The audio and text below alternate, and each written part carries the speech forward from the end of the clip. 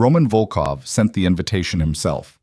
Hand-delivered, ivory envelope, gold ink, his personal seal pressed into black wax. To Naomi Carter, the woman he'd thrown away like she was nothing, he sent a front-row seat to watch him marry someone else. He wanted her broken. Wanted her there, so Chicago's elite could see exactly what happened to women who couldn't survive his world. He expected a ghost to walk through those doors, trembling, humiliated, desperate for one last look at the life she'd lost. He had no idea what was about to land on his runway. If this story already has your pulse up, hit that like button and drop your city in the comments. I want to see how far this one travels. Now stay with me, because what happens next changes everything. The invitation arrived on a Tuesday. Naomi Carter was standing behind the bar at Lena's, a mid-tier restaurant on the south edge of Lincoln Park, when the courier walked in. He didn't belong there. His suit was too clean, his shoes too polished, and he held the envelope with two hands like it was something ceremonial. He looked around at the cracked leather stools and the Tuesday lunch crowd, office workers, a couple of retirees nursing soup, a delivery driver waiting on a takeout order. And his face did something involuntary, contempt, barely concealed. "Naomi Carter, he said. She was wiping down the bar with a rag that smelled like bleach and old citrus. She didn't look up immediately. "Depends who's asking. I have a delivery for Mr. Roman Volkov." The rag stopped. She looked up then, kept her face clean, kept her hands loose. She was 34 years old, dark-skinned, fine-boned, the kind of woman who had learned early that stillness was its own form of armor. She set the rag down slowly, dried her hands on her apron, and took the envelope. She didn't open it at the bar. She waited until her break, took it to the alley behind the kitchen, and stood with her back against the brick wall while the lunch traffic murmured on the other side of the door. She broke the seal with her thumbnail, pulled out the card, read it twice. "Mr. Roman Volkov and Ms. Victoria Ashford cordially request your presence at their wedding celebration." She stopped reading at "your presence." He'd invited her, personally. She could see the handwriting on the inner envelope, his handwriting, that sharp, angular scrawl she'd spent 6 years trying to forget. He hadn't had an assistant address it. He'd done it himself. She understood immediately what that meant. She'd spent enough time inside Roman Volkov's mind to know how it worked. He wasn't extending an olive branch. He wasn't being gracious in victory. He was setting a stage. He wanted her in the audience. He wanted Chicago to see her there, sitting in those chairs, watching him marry Victoria Ashford with her old money name and her Wicker Park penthouse, and her face that had never once been touched by anything as crude as hardship. He wanted witnesses to the distance between what Naomi had become and what she had once stood beside. He wanted to finish what the divorce had started. Naomi stood in that alley for a long time. The card hung from her fingers. Somewhere past the dumpsters, a car alarm went off and then quit. The kitchen door banged open and Marcus, the line cook, came out to smoke and looked at her and said, "You good?" And she said, "Fine." And he went back inside. She folded the card, put it in her apron pocket, went back to wiping down the bar. That night she called Elias. The phone rang twice before he picked up. She could hear the background noise, keyboard clicks, the faint hum of climate control in whatever glass tower he was currently working from. Elias Hawthorne had offices in 4 cities and lived out of a bag half the year, and still somehow always sounded like he was exactly where he was supposed to be. "Hey," he said, just that. "He invited me to the wedding." A pause. The keyboard click stopped. "Roman." "Yeah." "In writing?" "Hand delivered," his handwriting on the envelope. Another pause, longer this time.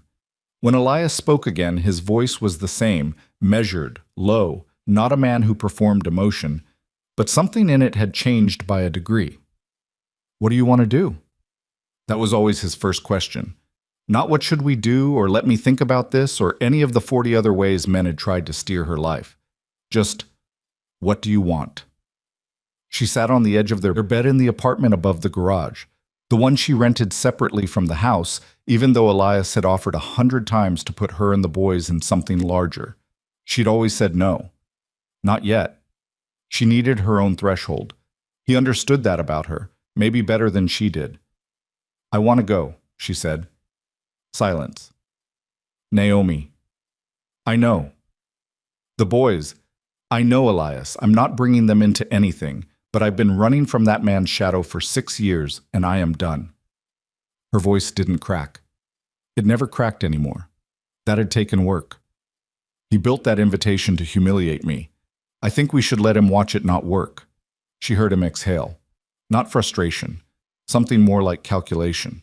Elias Hawthorne had built a $3 billion technology company by knowing exactly when to let a problem unfold rather than contain it. He thought in outcomes, in cascades, in the downstream consequences of every action. It was one of the things that had initially unsettled her about him and later become the thing she trusted most. "All right," he said finally. "Then we go." "You don't have to." "Naomi." His voice was patient and flat in that way that meant he wasn't going to argue. "If you're walking into Roman Volkov's wedding, you're not walking in alone. That's not negotiable." She almost smiled. "What about the boys?" "I'll call Margaret. She can stay with them through the weekend." A pause. "They're going to want to know where we're going." "I'll tell them we have a work thing." "They're 6. They'll ask 17 follow-up questions. And I'll answer 16 of them and deflect the 17th. I've been doing it since they could talk." This time he did something close to a laugh. Quiet, half swallowed. "I'll have the jet ready Saturday morning." She said goodnight, put the phone down, sat in the dark for a while. Then she took Roman's invitation out of her apron pocket, unfolded it, and read the full thing for the first time. The ceremony was at the Ashford Estate in Lake Forest. Saturday, 11 in the morning. A sit-down luncheon to follow. 300 guests. The Ashford family had been hosting events at that property since before Naomi was born, and the estate was the kind of place that turned up in architectural magazines and society pages, and made people feel, simply by standing on its grounds, that they were participating in something historical. Roman had chosen well. He always chose well. That was the thing about him that she'd never been able to dismiss, even when she'd wanted to hate him cleanly and completely. He had taste. Real taste, not the performed kind, and a strategic instinct that bordered on predatory. He'd built his empire on those two qualities and on the willingness to do things that other men flinched from. She'd loved him for it once. That felt like a different century. She folded the invitation again. This time she put it in the drawer of the nightstand, under a book she never read. The boys were named Marcus and Daniel, and they were 6 years old, and they were the loudest, most relentless human beings Naomi had ever encountered in her life, which was saying something because she had spent 4 years inside Roman Volkov's orbit.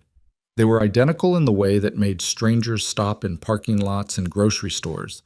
Both of them built compact and quick, with Naomi's dark eyes and a jaw that belonged to neither parent, and probably to some great somebody neither of them had ever met. Marcus was the one who planned things. He came to breakfast with schemes already in progress, small logistical operations involving the remote control or the pantry. Daniel was the one who executed without planning and apologized after. Together they were a complete unit, and separately they were each slightly incomplete in ways only the other could fix. They had called Elias Dad since they were 4, which had happened gradually and then all at once, the way those things do. And Elias had received it with the same steady, unfussy gravity with which he received most things.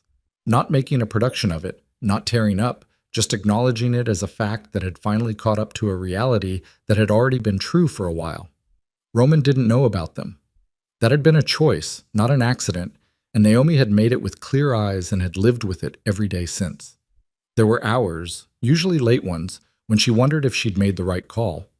Then she thought about what Roman's world looked like from the inside, and the wondering stopped. Saturday morning, she was up at 5. She dressed in silence, checked on the boys while they slept. Marcus sprawled with one arm off the mattress, Daniel curled tight as a fist, and went down to the kitchen to drink coffee and look out the window at the pre-dawn street. Margaret arrived at 6:30, an older woman with sensible shoes and a knack for keeping 2 6-year-olds alive and fed, and Naomi walked her through the weekend instructions with the thoroughness of someone who had never once left her children without making sure every variable was accounted for. The car came at 7. She was dressed simply, not ostentatiously, not in armor, just a charcoal suit with clean lines that fit the way good clothes fit when you've learned to stop buying them to impress anyone. Her hair was natural, close to her head, and she wore no jewelry except small gold earrings that had belonged to her mother. She looked, in other words, like herself. That was the whole point. Elias was already at the airfield when she arrived. He was standing beside the car, tall, lean, the kind of man who wore expensive clothing in a way that made the clothing invisible. You noticed the man first, the suit second, the money last. He had a cup of coffee, and he handed it to her without a word, and she took it. "You sleep?" he asked. "No." "Me neither." They stood there for a moment while the ground crew finished prepping the jet. The morning was cool and gray, the kind of April morning that hadn't decided yet whether it was going to be winter or spring. "You sure about this?" he said. "I've been sure since Tuesday." He nodded once. That was enough for him. The jet landed at a private airfield 40 minutes north of Chicago at 9:47 in the morning. Naomi knew, because she had done the math, that the ceremony was scheduled for 11. She knew that a significant portion of the guests, Roman's people, the ones who mattered to him, the ones whose opinions composed his sense of reality, would be arriving at the estate in the hour before.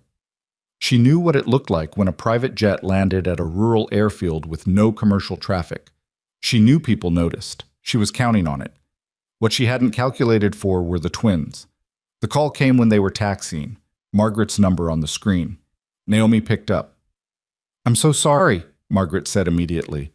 "I told them you had a work event, and Marcus said okay, and then Daniel started crying and said he wanted to see where you were going, and then Marcus said he wanted to come too, and I tried. Naomi, I really tried." In the background, she could hear them, both of them, talking over each other, and she could hear Daniel's voice doing the thing it did when he was past the point of negotiation. She looked at Elias. He read her face. "How bad?" he said. "They're both awake and operational." He thought for approximately 2 seconds. "Tell Margaret to bring them." "Elias, they've been on the jet before. They love the jet. And honestly..." He paused, and something shifted in his expression, something that wasn't quite amusement but was adjacent to it. "Honestly, Naomi, I think it might be better, for what you're trying to do." She stared at him. "You want to bring our 6-year-old sons to Roman Volkov's wedding. I want them to see their mother not be afraid," he said. "And I think a little chaos isn't the worst thing we could show up with." She was quiet for a moment. Then she said into the phone, "Margaret, can you get them dressed and to the airfield in 45 minutes? Margaret said she could. They landed at 12 minutes past 10. The airfield sat on the rural edge of Lake Forest, and it was small enough that the arrival of a Hawthorne Industries jet was already drawing looks from the 2 attendants who staffed the place. But that was fine. That was how information traveled. Not through announcements, but through eyes. The boys came off the plane in matching navy jackets that Margaret had packed because Margaret always packed for contingencies, and the moment the air hit them, they both lit up the way children did when given an unexpected adventure. Marcus immediately started cataloging the aircraft on the tarmac. Daniel ran 6 feet ahead and had to be called back. Naomi took each of them by a hand. "Are we going to a party?" Daniel asked. "Something like that," she said. "Is there going to be food?" "Yes." "What kind?" "The fancy kind." He considered this. "I don't like fancy food." "You'll eat what's there." "What if I don't like it?" "Then you'll sit there politely and not eat it." He thought about this for another moment. "Okay," he said, apparently deciding this was a workable arrangement. Elias came up beside her and took Marcus's other hand. Marcus looked up at him and said, "That's a Cessna citation, the small one." "You're right," Elias said. "How come we don't have one of those?" "We have a different kind." "Is ours better?" "Ours is bigger." Marcus nodded, satisfied. They walked toward the car. The Ashford estate was everything Roman would have wanted it to be. The gates were iron, old, and heavy, strung with white flowers that someone had spent a great deal of money making look effortless. The driveway curved through old-growth trees that had been standing since before any of the people inside the house had been born.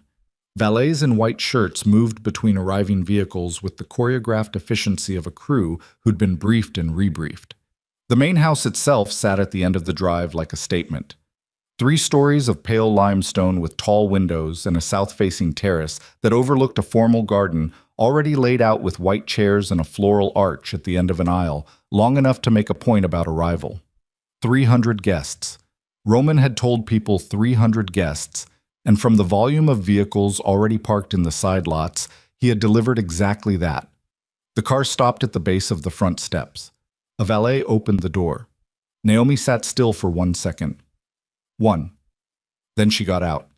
She was aware of it the moment it happened.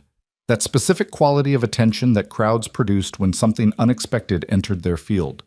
She had felt it before, in other contexts, and she knew what it was and what it wasn't. It wasn't celebrity, it wasn't beauty, though she'd been told she had that. It was incongruity. She was not who they expected to walk out of that car. Elias came around from the other side. The twins spilled out after him, both of them blinking in the late morning light, Daniel immediately grabbing Elias's hand, Marcus already looking at the house like he was evaluating it. Elias rested one hand at the small of Naomi's back, not possessively, not performatively, just there. And they walked up the steps together. She saw the first person recognize her about halfway up.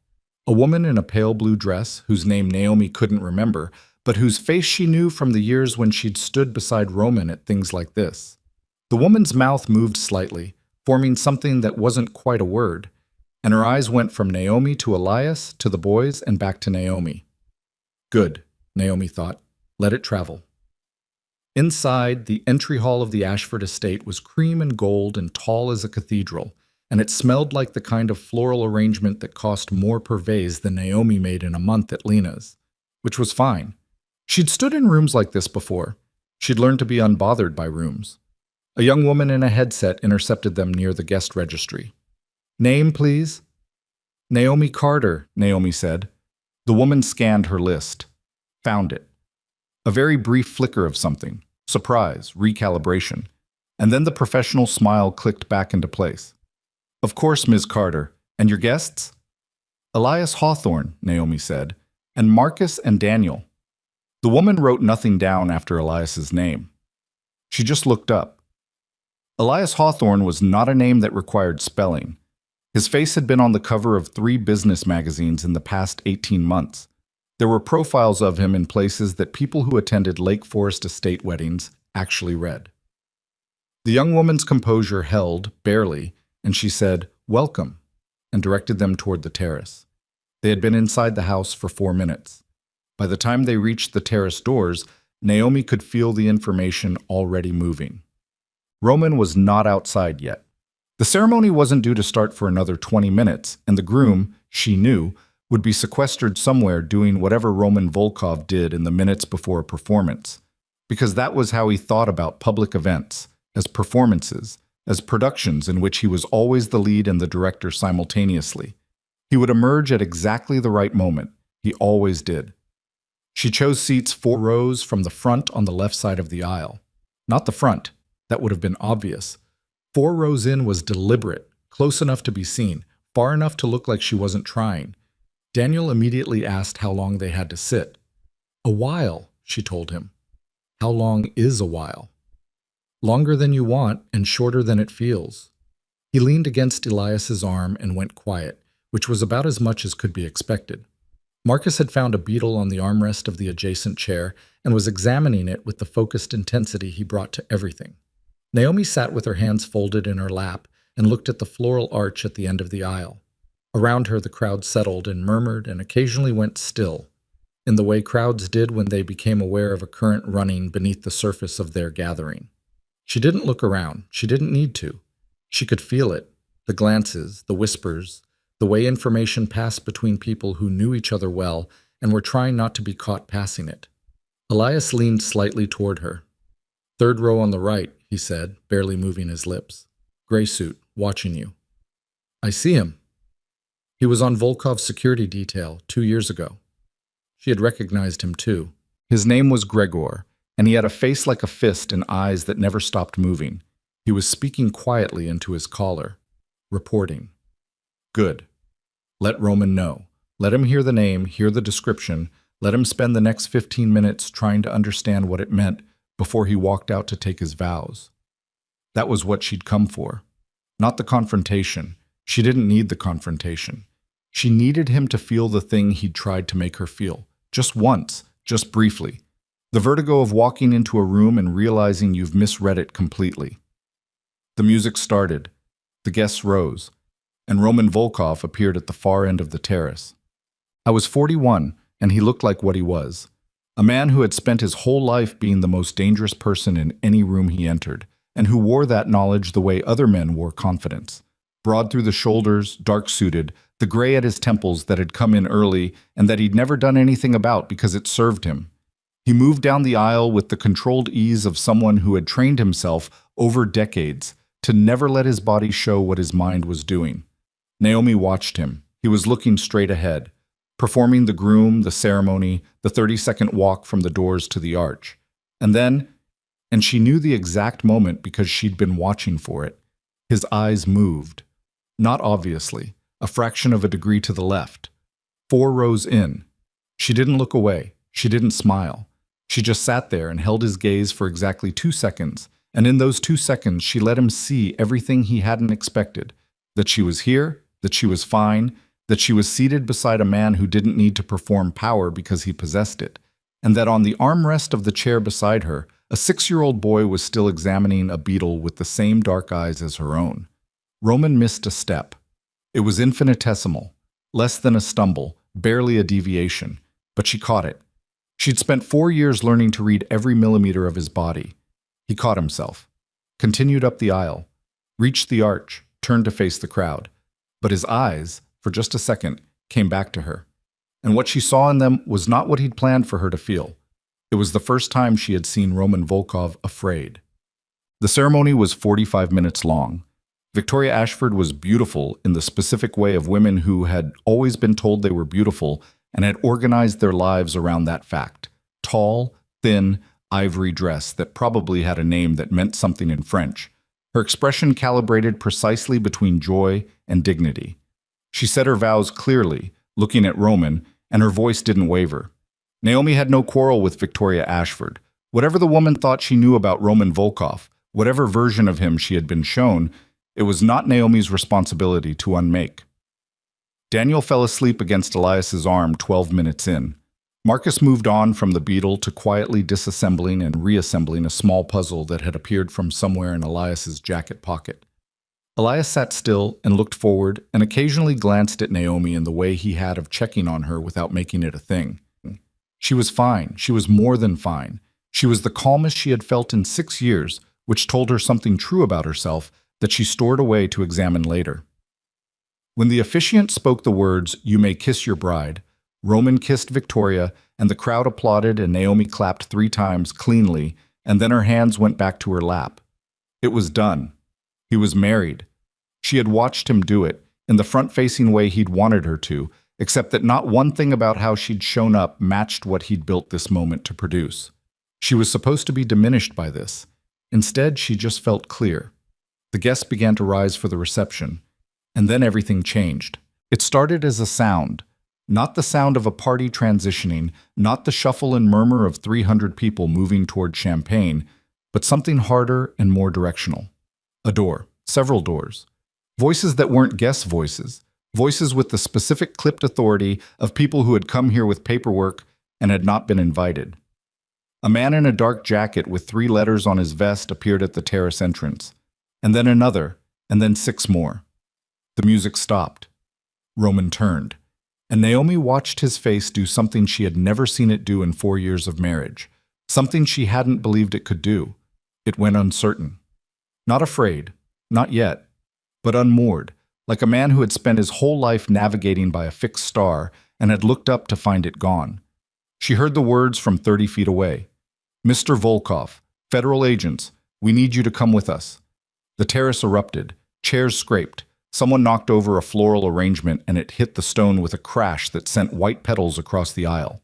Victoria Ashford grabbed Roman's arm, and he took her hand and placed it back at her side, not unkindly, just with the flat finality of a man who understood what was happening and knew that this part he had to face without her.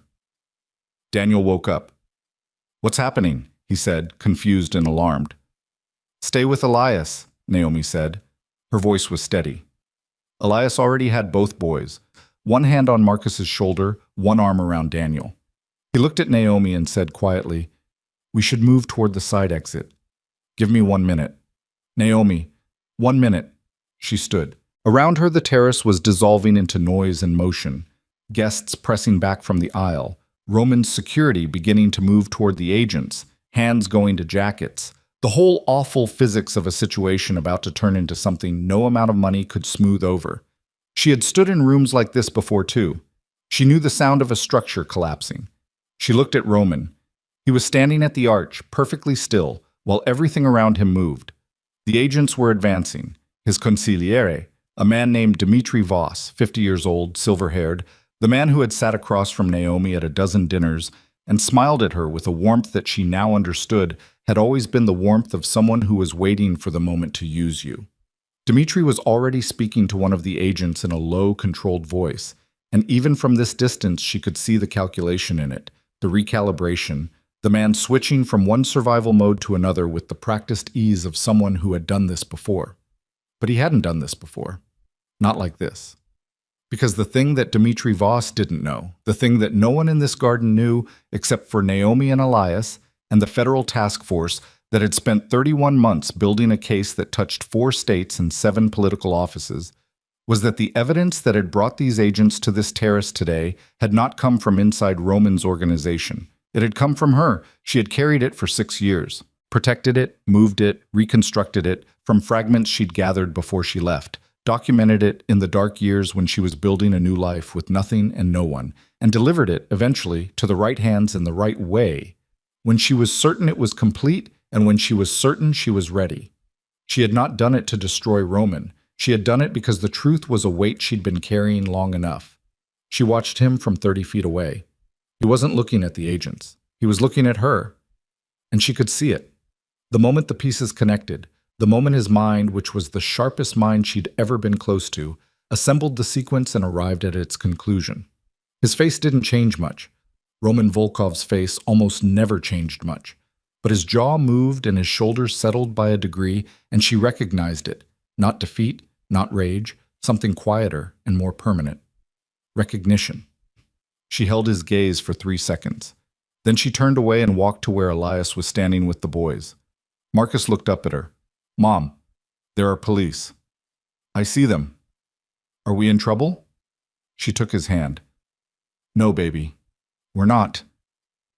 Daniel was pressed against Elias's side, eyes wide, processing in the way he processed things.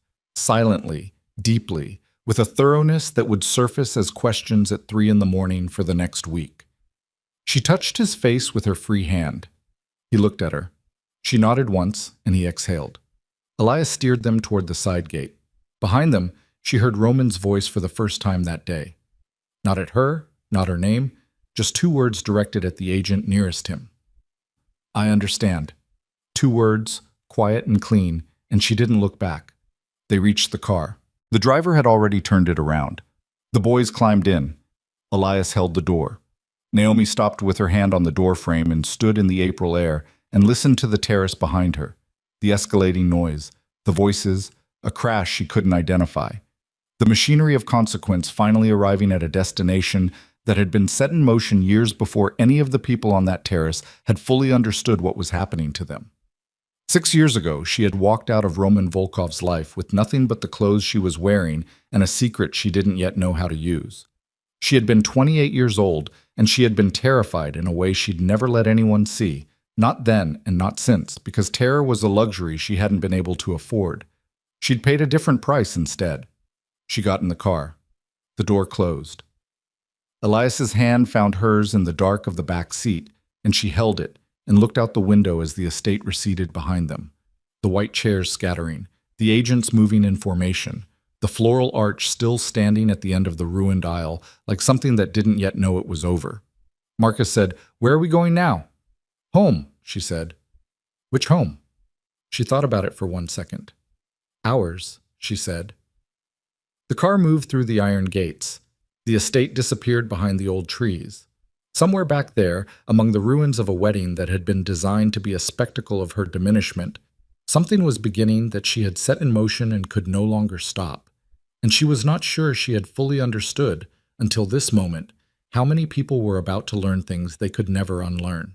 What she didn't know, what she couldn't have known, sitting in that car with her children and the man she trusted and the April light coming through the window, was that the evidence she delivered wasn't the only thing that had been moving in the dark. Dmitry Voss had known something was coming, and he had prepared. The car was 20 minutes from the airfield when Elias's phone began to move. Not ring. Move. The way phones did when multiple calls were arriving simultaneously and the device couldn't keep up with its own urgency. He looked at the screen and didn't answer any of them. He turned it face down on his knee and looked out the window at the flat April countryside and said nothing for a moment. And Naomi, who had learned to read his silences the way she'd once learned to read Roman's, waited. "Lena Park," he said finally. Naomi turned. "What about her?" "She's been trying to reach me since 10 this morning, before we landed." He paused. "She's the U.S. attorney, Naomi. If she was calling before the agents moved on the estate." "It means the timeline moved up," Naomi said. "It means something changed." They looked at each other across the back seat. The boys were in the middle row, Daniel asleep again against the window, Marcus quietly working through something on Elias's tablet with the headphones on, absorbed and oblivious. Naomi looked at them for a second and then looked back at Elias. "Call her," she said. He did. Put it on low volume and held the phone between them. Lena Park answered on the first ring. Her voice was the voice of a woman who had been awake since before dawn and intended to stay that way. "Tell me you're out of Lake Forest." "En route to the airfield," Elias said. "Good, don't go back. Not today, not tomorrow." A pause in which they could hear background noise, office sounds, voices, the particular controlled chaos of a federal operation mid-execution. Voss moved faster than we anticipated. He had a secondary protocol in place. "We found it this morning at 6 a.m., when one of our informants inside the organization sent a flag." "What kind of protocol?" Naomi said. "A beat." Lena Park knew Naomi's voice. "The kind that involves relocating documentation. He'd been moving physical records out of the Volkov holdings since Wednesday, staging them somewhere we don't have under surveillance yet." Her voice was precise and without decoration. "He knew we were coming. He didn't know when, but he knew." Naomi felt something shift in her chest. Not fear, closer to a controlled anger, the kind that had a use. "How much did he move?" "We don't know yet. What we have is solid. The financial architecture, the political connections, the ledger copies you provided. Those are intact and they hold. But Voss is going to try to reframe the narrative. He'll say he was a whistleblower. He'll say Roman was the architect of everything and he was documenting it from inside." A pause. "He's been building that story for 2 years. We found the drafts."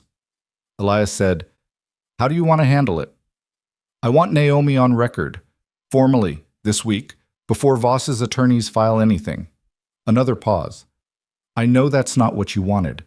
Naomi said, "It's fine." Naomi. "I said it's fine, Lena. Set the meeting."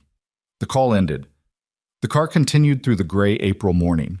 Naomi sat with her hands in her lap and looked at nothing in particular for a long time, and Elias did not try to fill the silence, which was one of the reasons she was still standing. They were back in Chicago by early afternoon. Elias took the boys to the house.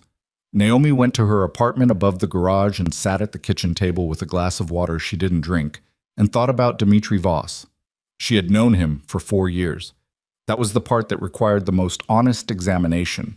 Not that he'd been running a manipulation from inside Roman's organization that she'd understood for a while now, but that she had sat across from him at dinner tables and in conference rooms, and at the ugly, exhausting family gatherings that Roman's world required, and she had not seen it.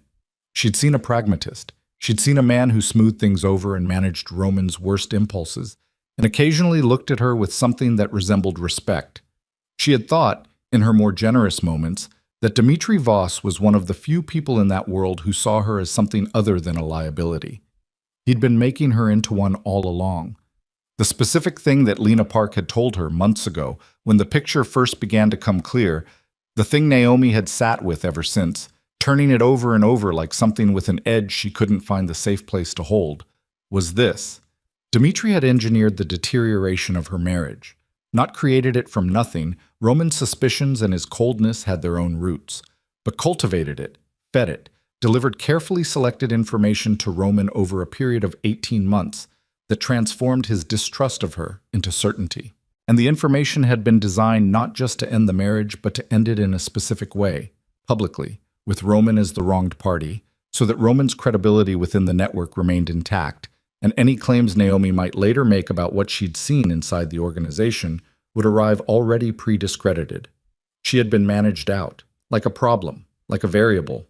She sat at the kitchen table until the glass of water was warm and the light through the window had moved, and she heard, distantly, the sound of the boys in the backyard.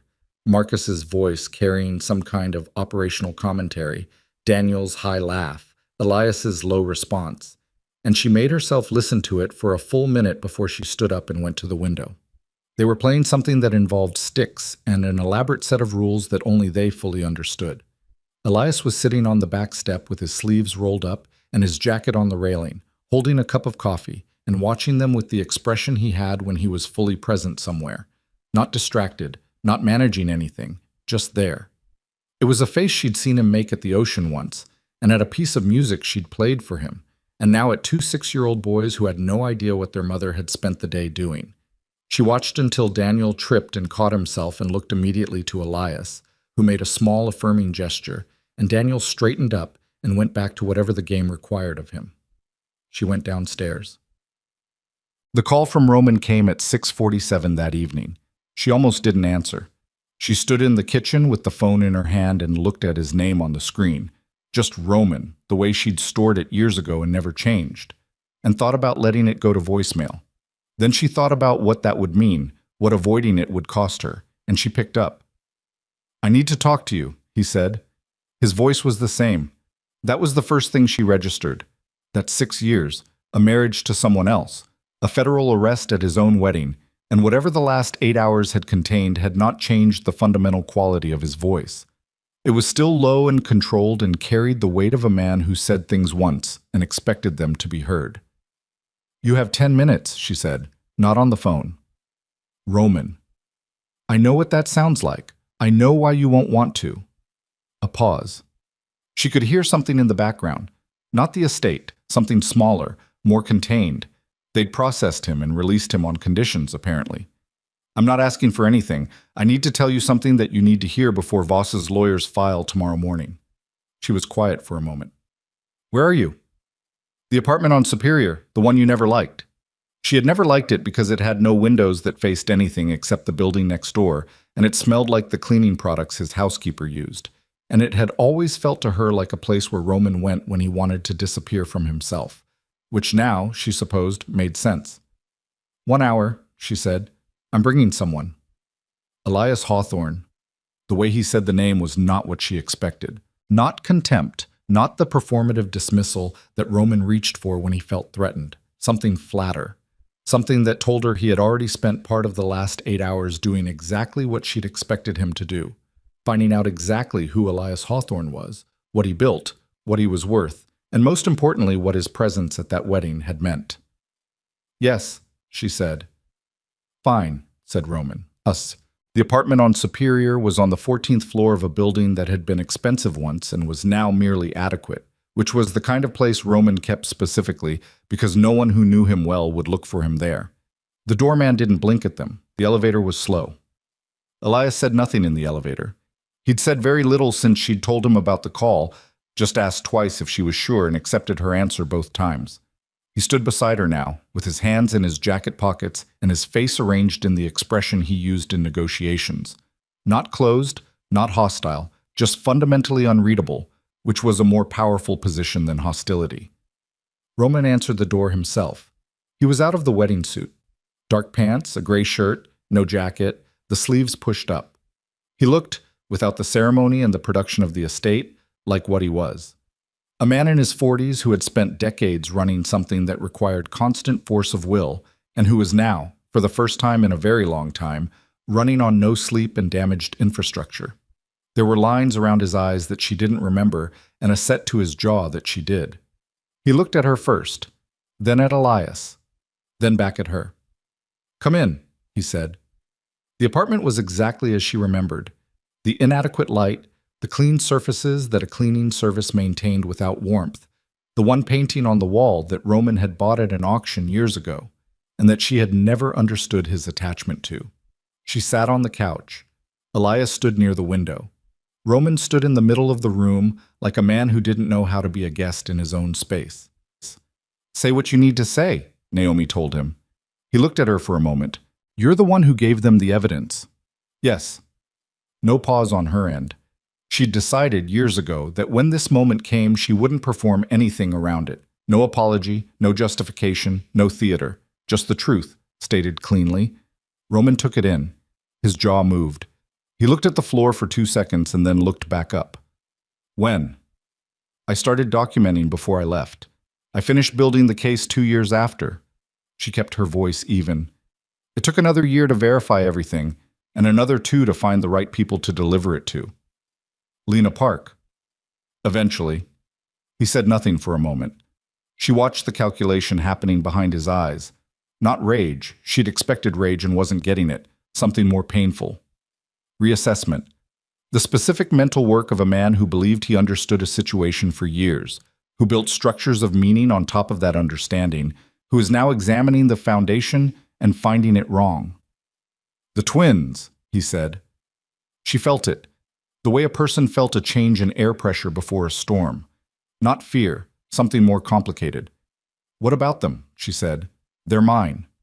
It wasn't a question.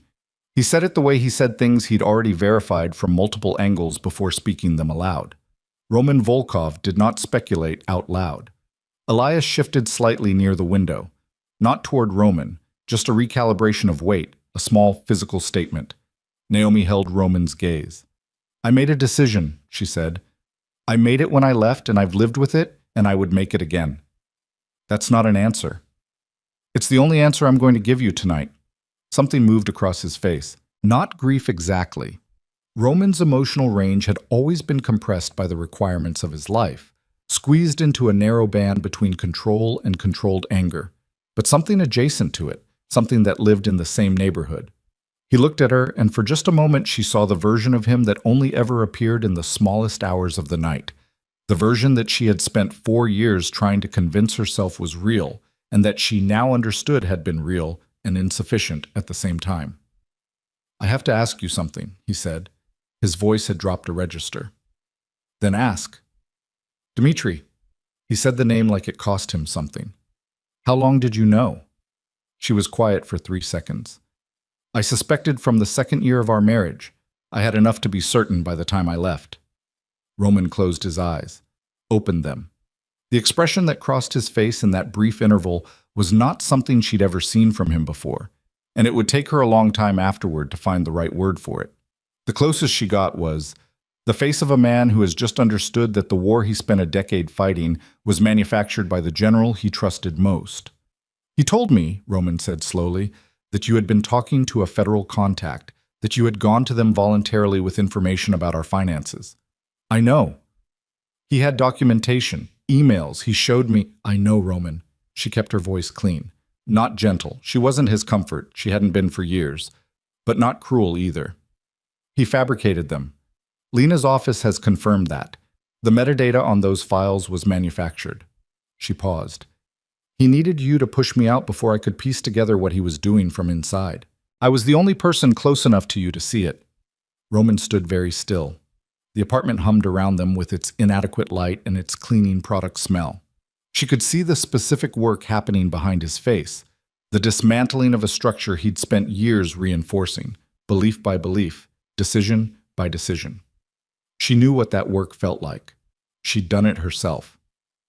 He's going to say it was all me, Roman said. Yes. He's going to give them every piece of documentation he's been building and present himself as the man who stayed inside a criminal organization for years to expose it. His voice was flat, factual. And some of it will stick, because some of it will be true. I did the things I did. I made the decisions I made. I can't undo that. No, she said. You can't. He looked at her for a long moment. Why did you come today? To the wedding. It was the first genuine question he'd asked.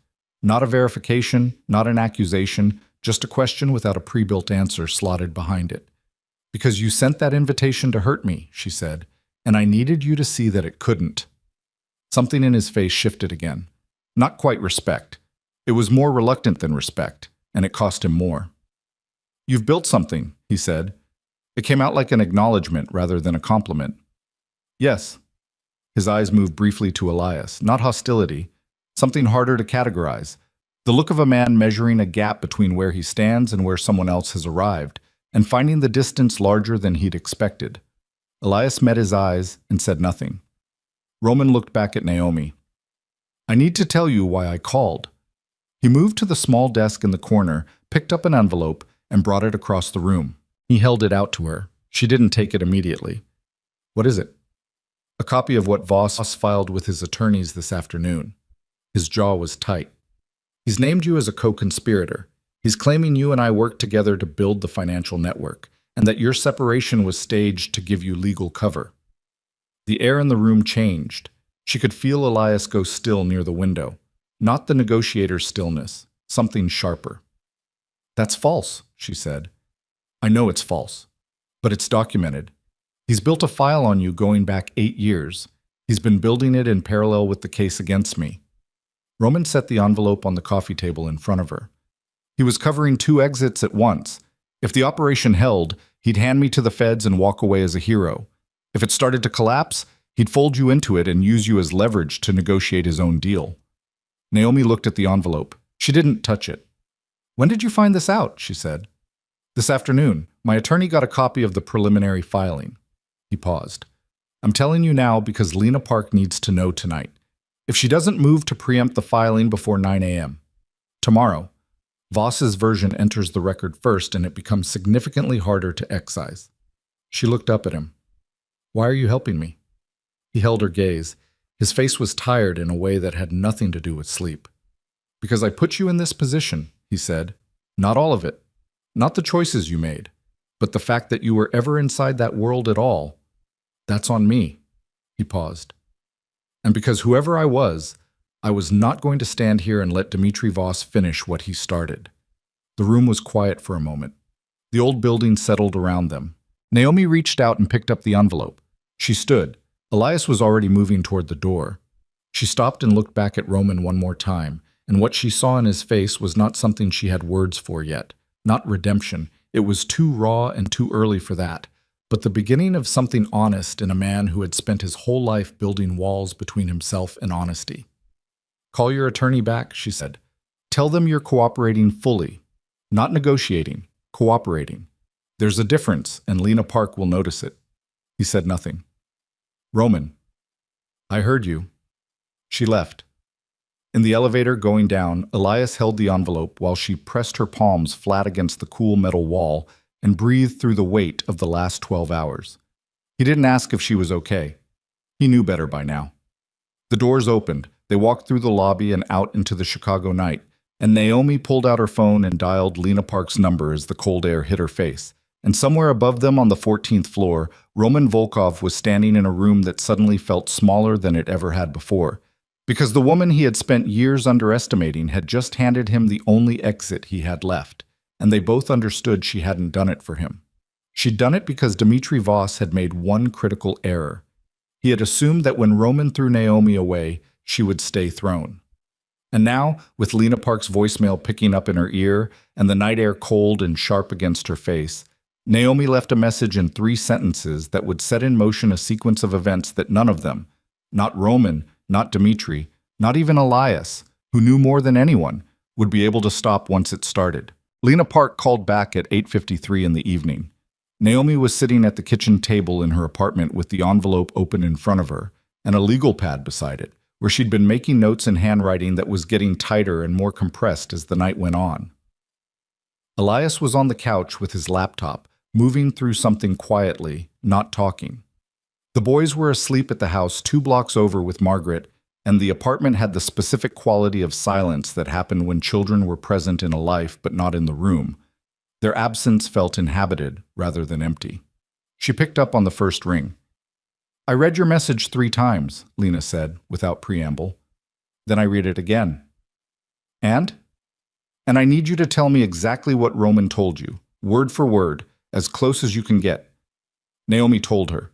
She went through it methodically, the way she'd trained herself to relay information, not editorializing, not emphasizing, just the sequence of what was said and in what order. Lena listened without interrupting, which was one of the things Naomi had come to trust about her. The woman did not perform listening. She actually did it. When Naomi finished, there was a pause of about 4 seconds. "The co-conspirator filing," Lena said. "I need you to understand what we're dealing with. Voss didn't submit this through standard channels. He went through a private attorney who has a relationship with a specific judge in the Northern District. If that filing enters the record before 9 a.m. tomorrow, it creates a procedural obstacle that we can work around, but that will cost us 6 to 8 weeks and will be on record regardless of outcome." "Roman said you needed to move tonight." "Roman is correct." Another pause.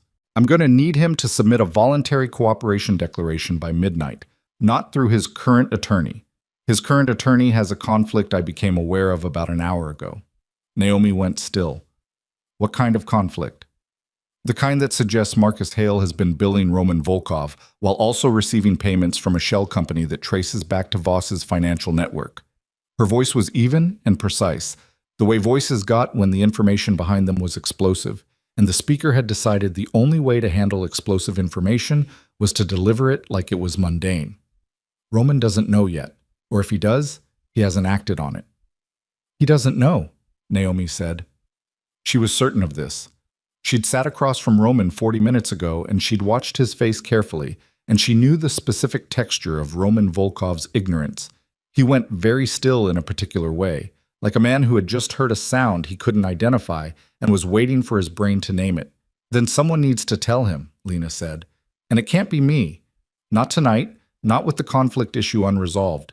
If I contact him directly while his attorney may be compromised, it creates a chain of custody problem." Naomi understood. She closed her eyes for 2 seconds. "I'll go back." "Naomi, I'll go back, Lena.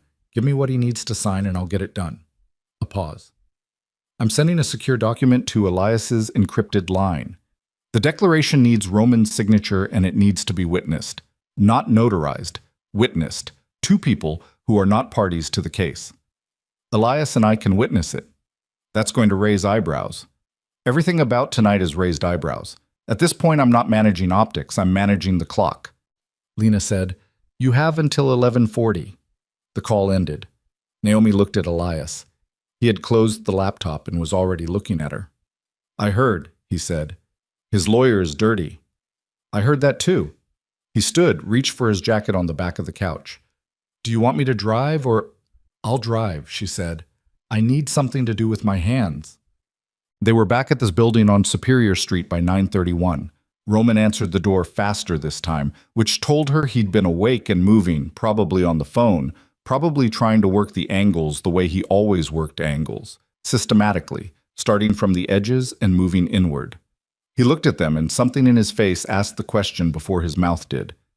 "Your attorney," Naomi said. "Marcus Hale. How long have you been using him?" Roman's eyes sharpened. 4 years. Why? Lena Park became aware tonight that he has a financial relationship with one of Voss's shell companies. She kept her voice clean and direct. "He's been billing you while feeding information to the other side." The silence that followed had a specific weight to it. She'd expected anger. Roman's anger was a physical thing. It took up space. It changed the temperature of a room. What she got instead was something worse, a man who had been stripped of one more layer of what he thought he knew, and who was now standing in the wreckage of his own intelligence with nothing left to be proud of. "How long?" he said. His voice was very quiet. "Unknown.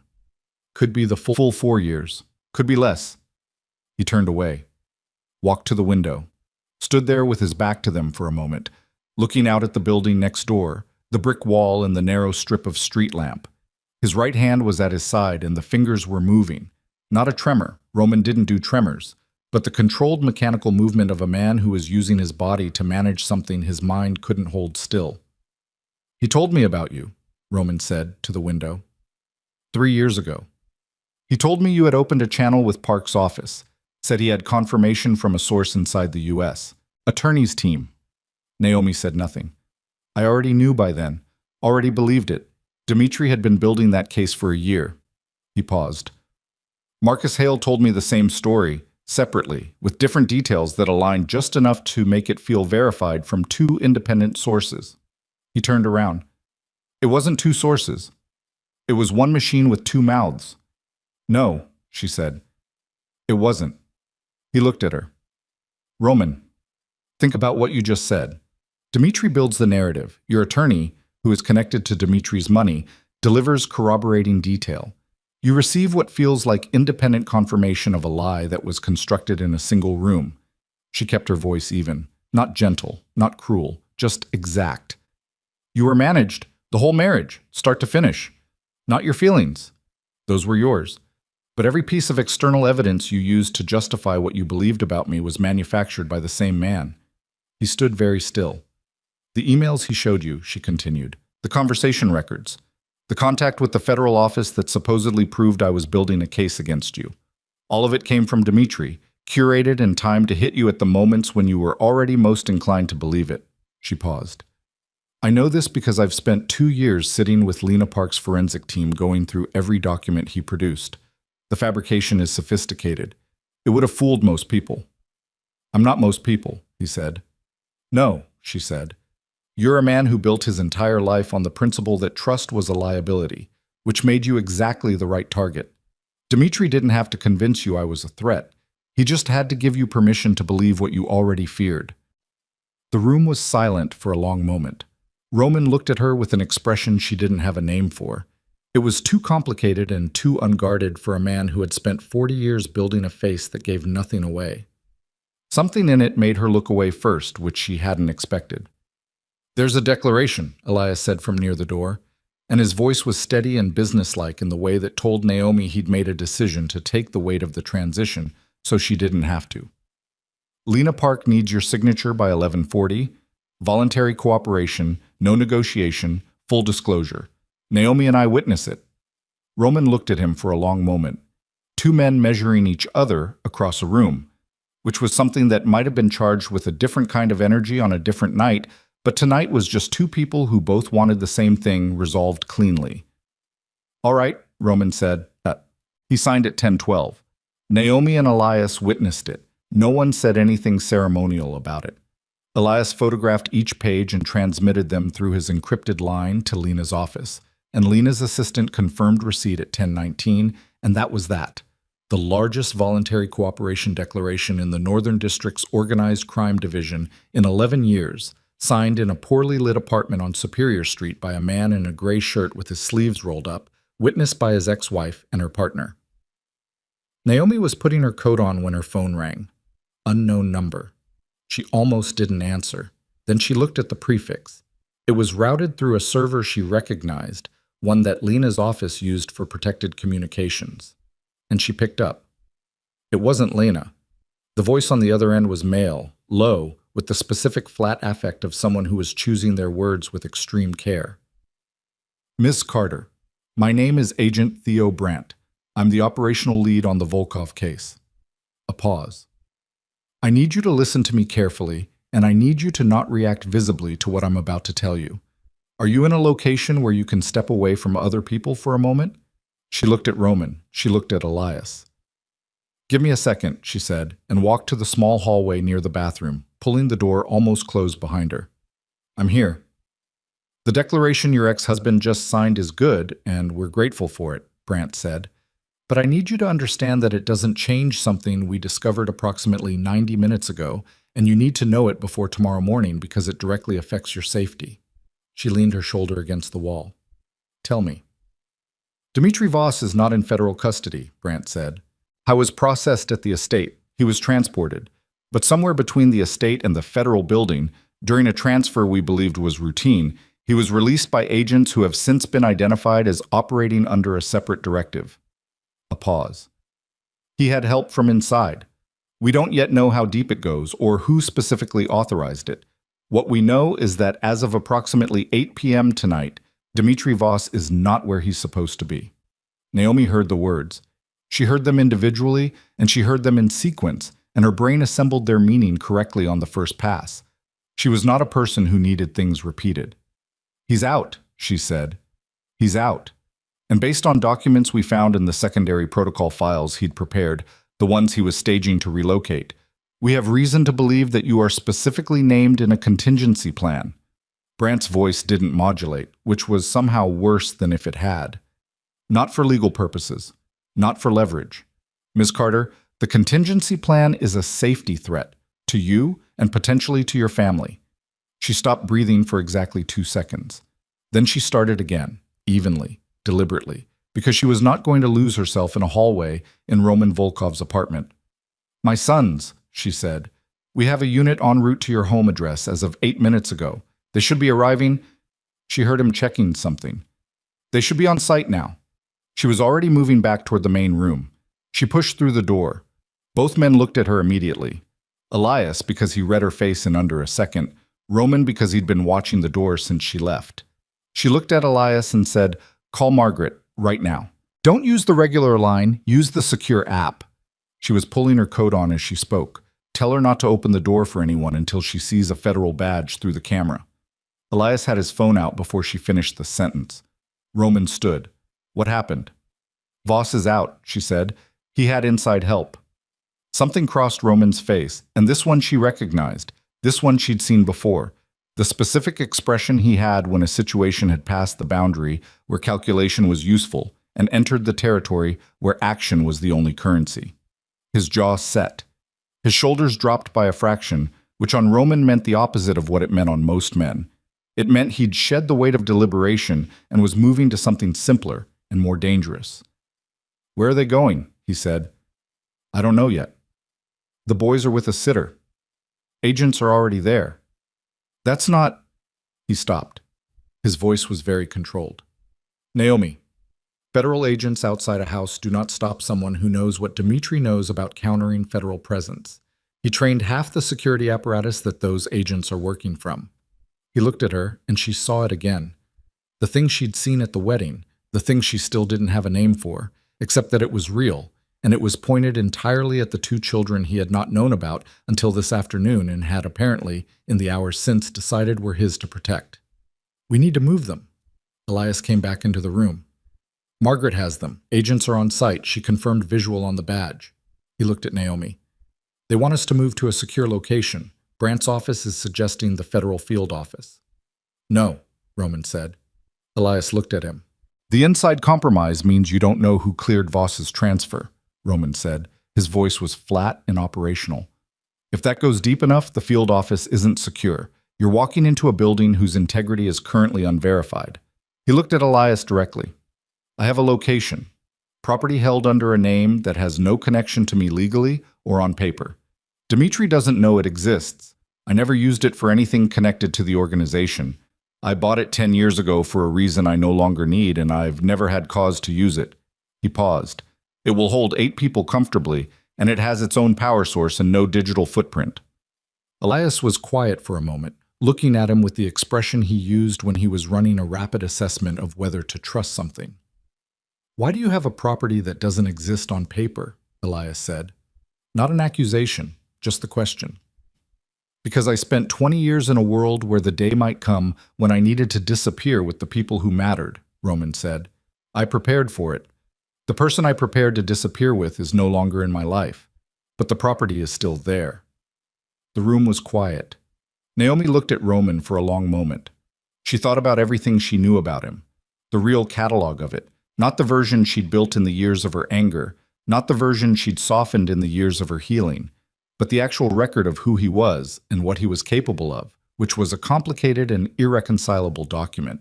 She thought about what Brant had said.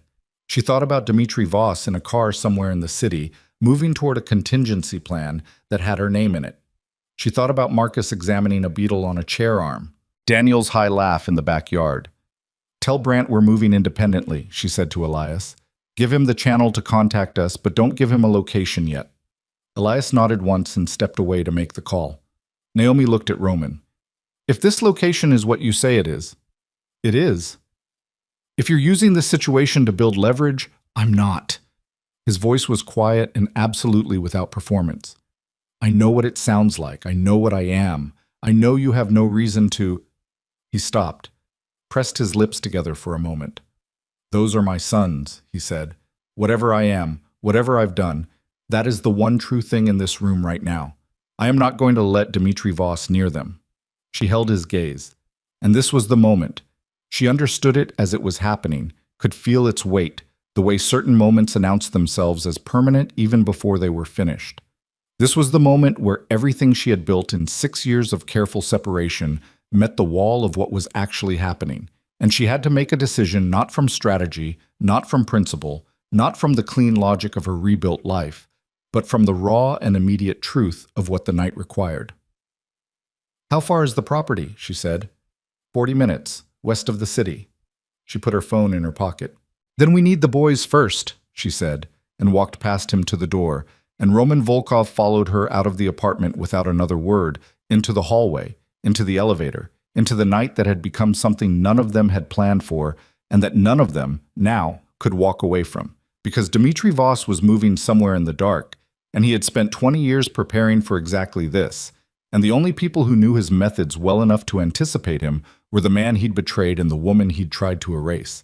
And they were standing in a parking garage at 10:41 in the evening, getting into separate cars to go collect two 6-year-old boys who didn't yet know that the world had shifted around them while they slept, and wouldn't know until morning, and by morning everything would be different in ways that none of them could yet see clearly enough to name.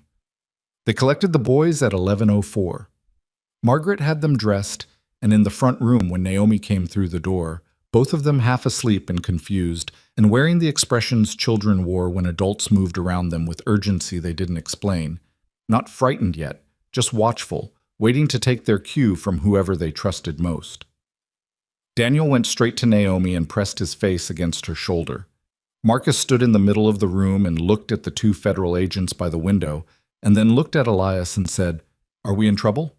And Elias said, "No." And Marcus decided to believe that. Roman was in the car outside. Naomi had made that decision in the garage. He didn't come in, didn't stand in the doorway of the house where her children lived and slept. Not tonight, not yet. There was a sequence to things, even in emergencies, and that particular sequence had not yet arrived. She got the boys into their coats, grabbed the go bag she kept in the hall closet. She'd assembled it 2 years ago at Lena's suggestion, and she'd hoped every day since that she'd never need it, and she was now profoundly grateful for the version of herself who had packed it anyway. She embraced Margaret at the door and said something brief, and the older woman pressed her hand and didn't ask questions because she was perceptive enough to understand that questions cost time. The two cars moved in convoy, Roman leading in a black sedan, Naomi and Elias behind with the boys, the two federal agents in a third vehicle that Brandt had authorized to accompany them off the grid, and then stand down at the perimeter, because the one thing everyone in this arrangement agreed on was that the fewer people who knew the property's location, the better. Daniel fell asleep again within 4 minutes of the car moving. Marcus held out for 12 before he went under, his head against the window, the orange light of the highway strobing across his face in slow intervals. Naomi sat in the back between them, with one hand on each of them, and looked out through the windshield at Roman's taillights ahead, and thought about nothing specific and everything simultaneously, which was a cognitive state she'd learned to sustain when the alternative was losing functional composure. Elias drove without speaking. The city fell away. The highway opened into the flat dark of the western exurbs, the big box lights thinning out and then disappearing, the road cutting through farmland and second-growth forest. And after 37 minutes, Roman's sedan turned off onto a county road that wasn't marked. The property was a farmhouse. That was the honest word for it. Not a retreat, not a compound, a farmhouse. 2 stories of old brick set back from the road behind a windbreak of mature pines. The kind of structure that had been standing long enough to look like it belonged to the land rather than having been placed on it. The drive was gravel. No exterior lights, which was either because Roman had disabled them deliberately or because the place had been built before anyone expected to arrive at night. He got out of the sedan before they'd fully stopped and went directly to the front door, moving with the focused economy of a man who knew the layout and the lock and exactly how many seconds each step would take. By the time Naomi was lifting Daniel out of the back seat, the door was open and there was a light on inside. Not overhead, something low, a lamp. And Roman was standing in the doorway watching them come up the gravel path with an expression she couldn't read from this distance. She carried Daniel, Elias carried Marcus. The boys stayed asleep through the transfer with the boneless total trust of children who had decided at a cellular level that the adults holding them were adequate. Inside, the farmhouse was clean and bare in the way of a space that was maintained but not lived in. A couch, 2 chairs, a table. A kitchen through an open doorway. Stairs to the right. The lamp was on a side table and threw a warm, limited circle. It smelled faintly of dust and the specific neutral smell of buildings that were heated but not inhabited. Not unpleasant, just empty of human trace. Naomi got Daniel onto the couch and removed his shoes. Elias put Marcus in the chair and went to find blankets, moving through the house with the practical efficiency he brought to logistics. Roman stood near the door and watched all of this without offering to help, which Naomi understood was not indifference, but the specific paralysis of a man who doesn't know his role in a space and is unwilling to occupy it wrong. When both boys were settled, she straightened up and looked at Roman. "Perimeter," she said. He nodded. "I'll go." "Take Elias." He looked at her. Something moved in his face, not objection, more like a recalibration. And then he looked at Elias, who had returned with a folded blanket and was draping it over Marcus with the care of someone who had been doing this for 2 years and knew exactly which way Marcus liked the edge folded. "When you're done," Roman said. Elias finished with the blanket, looked up, looked at Naomi. She gave the small nod that meant it's all right. And he stood and the 2 men went out the front door into the dark without further discussion, which was something she would think about later. The fact that it had happened that cleanly, without ego or negotiation, in the middle of the worst night any of them had lived through. She sat on the edge of the couch beside Daniel and listened to him breathe. Her phone showed 11:58. Lena Park's team had the declaration. The filing window would be closing. Somewhere in the northern district, procedural machinery was turning in their favor, and somewhere in the city, Dmitry Voss was moving with a plan she didn't have the full shape of yet. At 12:09, Brandt called. "The co-conspirator filing was blocked," he said. "We got in front of it. That's the good news." She heard the construction of that sentence. "What's the bad news?" "We tracked Voss's phone to a location on the west side and sent a unit. The phone was there. Voss wasn't. It was a decoy. He's been running a clean secondary device. We don't have the number." A pause. "We also found the vehicle that transported him from the estate. It was left at a parking structure in Evanston. We're processing it, but the preliminary read is that he transferred there and then went dark." "He's been planning this for a while," she said. "Years, most likely. Miss Carter—" Brandt paused in the way people paused when they were about to say something they'd been briefed to say carefully. "We're operating on the assumption that Voss knows about your sons. The contingency documents we recovered reference dependent leverage as a specific instrument. That language, in the context of his documented methods, means—" "I know what it means," she said. Her voice was level. Her hand on Daniel's back was level. Everything on the outside of her was level. "He'd use them to control me. To control you and potentially to control Roman Volkov, yes. 2 points of leverage from a single action." Brandt's voice was careful. "Our assessment is that he will not move tonight. He's dark, and he's repositioning, and he needs time to establish a safe operational position before he acts.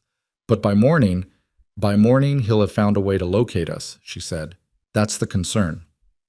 "Who inside your organization authorized the transfer?" A longer pause. "That is still being determined." "Brandt. Ms. Carter, that is genuinely still— Is it someone with access to the case files?" The pause told her enough. "Okay," she said. "Don't call this number again unless it's an emergency. I'll reach out at 6 a.m. She hung up.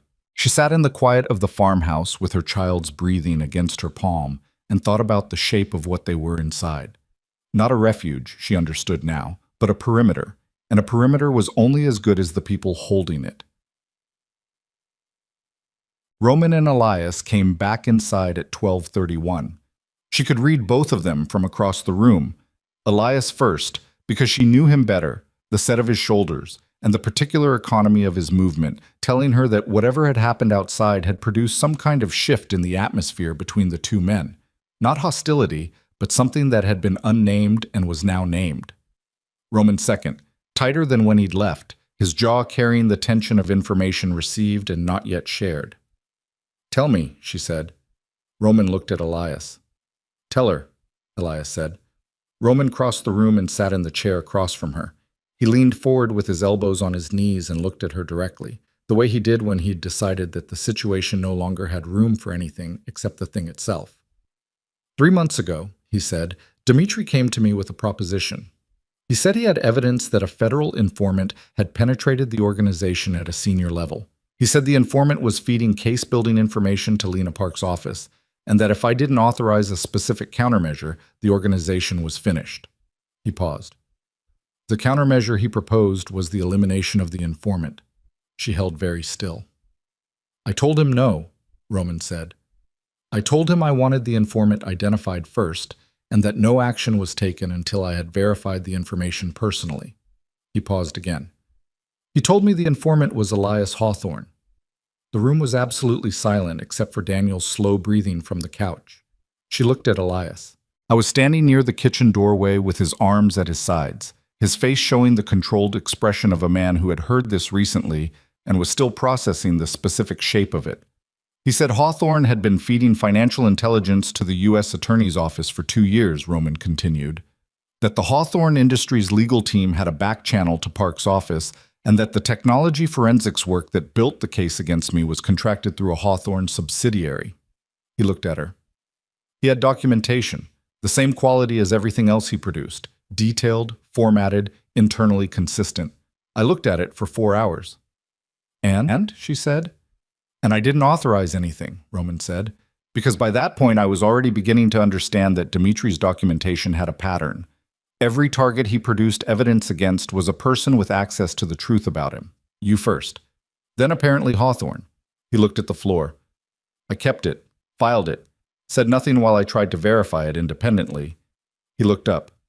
I couldn't verify it either way, so I sat on it. She turned to Elias. Is any of it true? Elias held her gaze. No, he said.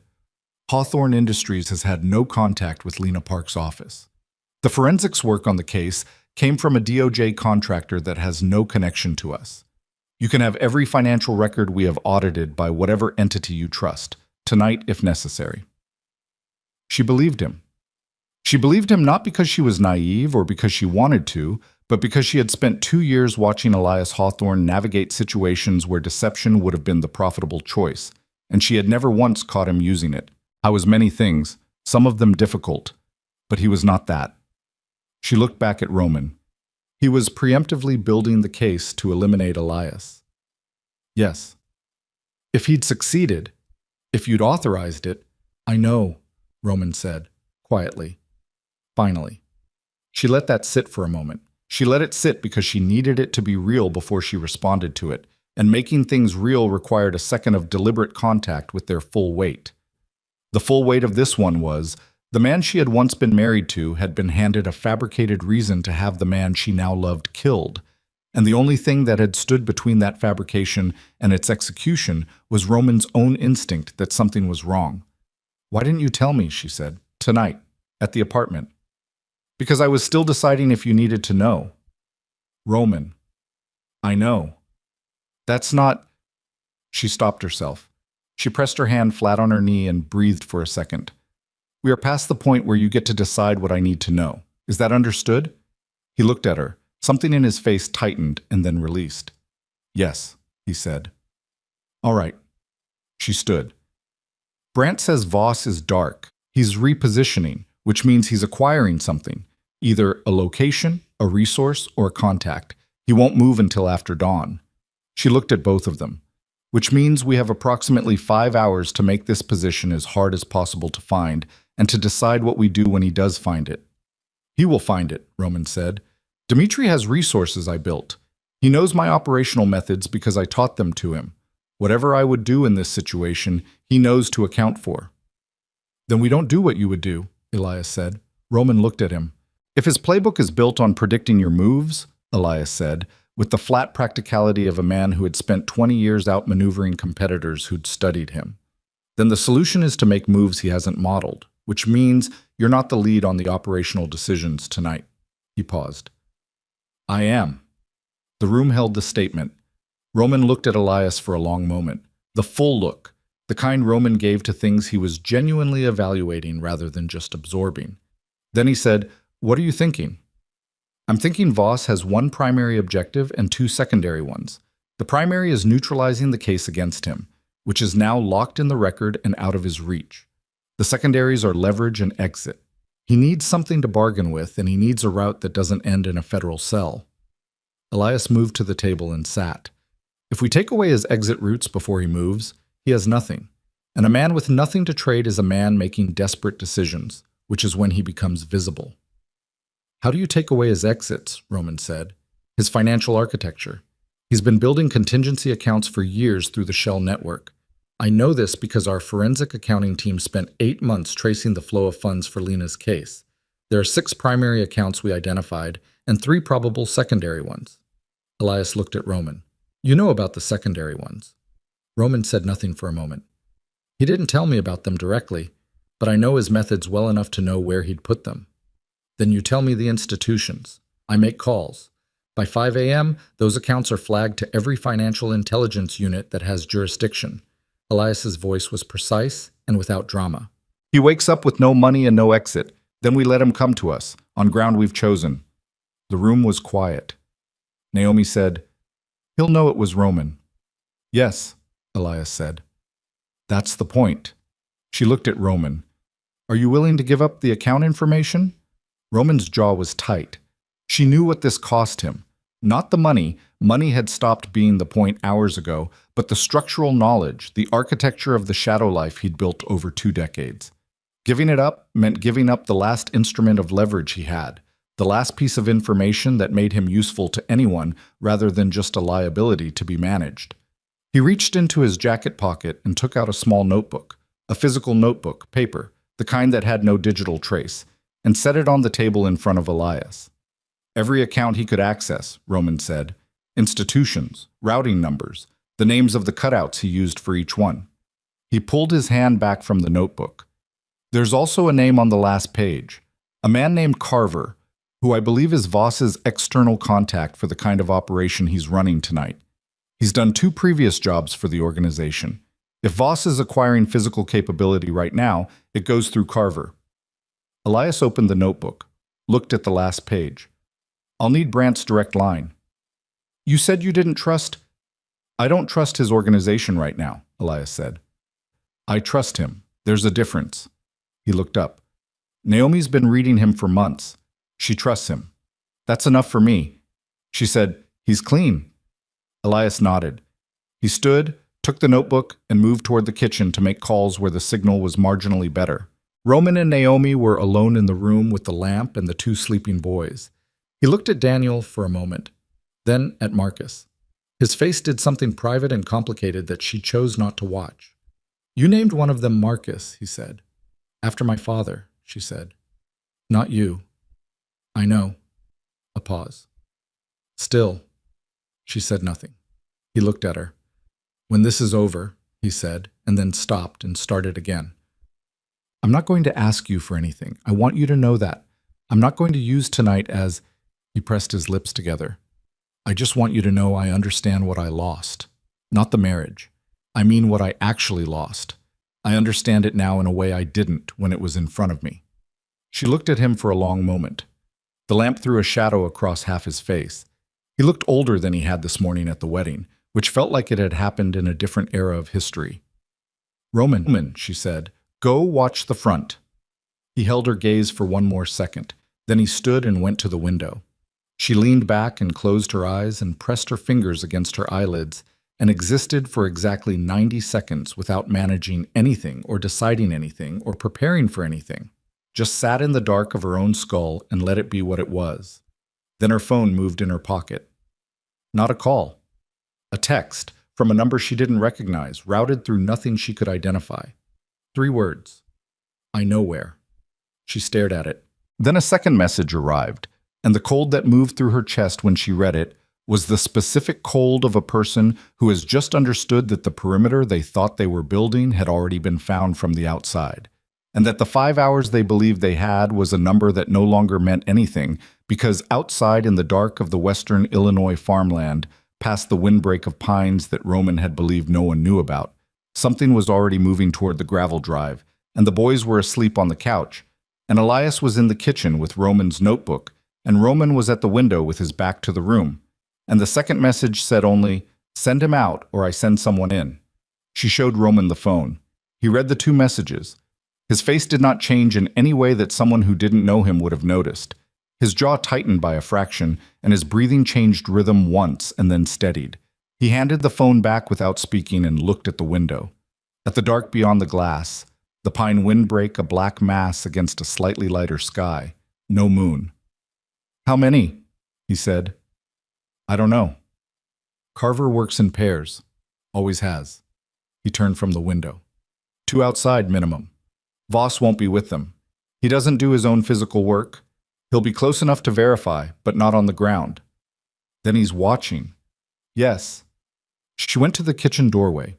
Elias was at the table with Roman's notebook open and his phone to his ear, speaking in a low voice to someone she assumed was Brandt. He saw her face and stopped mid-sentence and said into the phone, "Hold," and looked at her. She showed him the screen. He read it. His eyes came up to hers, and she saw it move through him. Not panic. Elias Hawthorne didn't do panic, but something that went to the cellular level. The specific fear of a person who has just understood that the thing they most want to protect is inside a perimeter that has already been breached in the informational sense, which was the only sense that mattered for the next 30 seconds. "Brandt," he said into the phone, "I need units at..." He looked at Roman. Roman gave the county road number and the property identifier in 4 seconds flat, clean, and precise. Elias relayed it, listened. His face went through something. "How far out?" He listened again. "Get them moving now. Don't wait for authorization, just move." He put the phone down on the table and looked at both of them. 22 minutes. Maybe 18 if they push it. "We don't have 18 minutes, Roman said. "I know." The three of them stood in the kitchen in the inadequate light and the silence and the weight of the next decision. Naomi felt it, the specific quality of a moment that was about to demand something she hadn't finished preparing to give. She looked at the doorway that led to the front room. Through it, she could see the edge of the couch, the fold of the blanket over Marcus's shoulder, the small, curved shape of Daniel's back. "He said send him out," she said. Her voice was steady. "He means Roman." "Yes," Roman said. "If you go out there..." "He has two objectives," Roman said, and his voice had the flat quality it got when he was working through operational logic, the same voice she'd heard him use in 4 years of hard conversations across tables in rooms she'd spent 6 years trying to forget. "Leverage and exit. He needs me either as a bargaining chip or neutralized. If I'm neutralized, the case against him is weakened. I'm the primary cooperating witness now, and without my testimony, the financial evidence is harder to contextualize." He looked at her. "He won't kill me immediately. He needs to know what I've already given Lena's office and whether it can be walked back." "He'll use you to try to walk it back," she said. "He'll try." A pause. "He won't succeed. It's already in the record." "Then what does he have?" "Time," Roman said. "If he has me, he has time. Enough to find an exit that doesn't exist yet." He looked at her, and his voice dropped by 1 register. Not softer, just more direct. "But if I go out there, his attention moves. His 2 men move. The window facing the back of the house, does it open?" She looked at Elias. Elias had gone through the house when they arrived. "Yes," he said. "It opens into the side yard, clear to the tree line." Roman looked at her. "Get the boys out through the back, into the trees. Stay there until you hear Brandt's vehicles on the drive." He paused. "Do not come back to the house until you hear them." Roman, Naomi. Just her name. Said in the specific way he'd said it 4 years ago when they were still each other's. Not commanding, not pleading, something in between that she'd never found the right word for. "I know what I'm asking. I'm asking you to trust me with your children's safety, which is the thing I least deserve to be trusted with." His voice didn't crack. It didn't need to. "I'm asking anyway." She looked at him for 3 full seconds. Then she turned to Elias. "Take them," she said. Elias was already moving toward the front room. She followed, and together in the dim lamplight they gathered the boys. Elias lifting Marcus, who stirred and made a sound of complaint, and Naomi taking Daniel, who was heavier asleep than she ever expected him to be, his arms coming around her neck with the automatic trust of deep sleep. She carried him through the kitchen and to the back window, which Elias had already unlatched, and the cold April air came in sharp and immediate. Marcus woke up fully as Elias helped him through the window. He looked at the dark yard and the tree line and looked back at his mother with the expression he had when he'd decided to be brave about something, even though he didn't want to. "Is this the emergency part?" he said. "Yes," she said. "You're going with Elias. You stay with Elias. You do not make noise. You understand me." He nodded. Something in his face was too old for Six. She hated it and loved him so much it was physically uncomfortable. Daniel was still half asleep against her shoulder as she passed him through the window to Elias's waiting arms. He made no sound. She climbed through after them, and her feet hit the frozen grass, and the cold went straight through her shoes. She looked at Elias. He had Marcus by the hand and Daniel in his other arm, and he was looking at her with the expression she knew best of all his expressions. The one that said he understood the situation completely and had made his peace with the part he couldn't control. "Go," she said. He went. She watched them move across the side yard toward the trees. Elias's long stride shortened to match Marcus's, Daniel's head on his shoulder, and she stood at the back of the farmhouse and watched until the tree line took them, until they were gone into the dark, and then she turned and went back through the window. Roman was at the front door. He'd taken off his jacket. He had nothing in his hands. He looked, in the lamplight of the empty front room, like a man who had settled something within himself in the time it took the others to leave. Not at peace. She would never use that word for Roman Volkov, but finished, past the point of internal argument. She came to stand beside him. "You should go with them," he said. "No." "Naomi, I'm the one who built the case," she said. "I'm the one whose evidence is in that record. If Voss is going to try to leverage his way out, he needs me as much as he needs you." She held his gaze. "If I'm in the house, he has to account for me. That's two variables instead of one. Harder to manage." He looked at her for a moment. Something moved in his face. Not gratitude. He was past performing gratitude. Something rawer than that. "You had 6 years to become someone else," he said, "and you came back to this." "I came back to finish what I started," she said. "Not for you." "I know," he said. He opened the front door and stepped out. But the cold hit him full in the face. The gravel drive was pale gray in the darkness. The pine windbreak, a solid wall on the left. The open field on the right fading into nothing. The sky was overcast, no stars, and the air smelled like coming rain and cut grass and the particular emptiness of land that had no neighbors. He walked 6 steps from the door and stopped. He said, into the dark, at a volume calibrated to carry, "I know you're there." Nothing for 4 seconds. Then movement, to his left. From the tree line inside the windbreak, a figure that resolved slowly into a man. Large through the shoulders, moving with the particular gait of someone trained to traverse ground quietly. Behind him, a second figure, staying near the pines. And then, from a vehicle parked without lights on the county road 20 yards beyond the gate, a door opening and Dmitri Voss walking toward him. He looked the same. That was the thing Roman registered and couldn't dismiss. Silver-haired, well-dressed even now, moving with the composed, deliberate pace of a man who believed he controlled the pace of everything around him. He'd had 20 years to build that walk, and it was convincing even now, maybe especially now, when Roman knew exactly what lived behind it. Voss stopped 10 feet away. "Roman," he said. The warmth in his voice was the same warmth it had always been, the warmth of a performance so long sustained that it had begun to resemble the real thing. "Dmitri," Roman said. They looked at each other across 10 feet of gravel in the April dark, 2 men who had built something together over 2 decades and who were now standing in the wreckage of it at 1 o'clock in the morning on a property that didn't exist on paper, and the specific quality of the silence between them was the silence of shared history that had rotted at the root. "You signed the declaration," Voss said. "I did." "That was a mistake." "Probably," Roman said.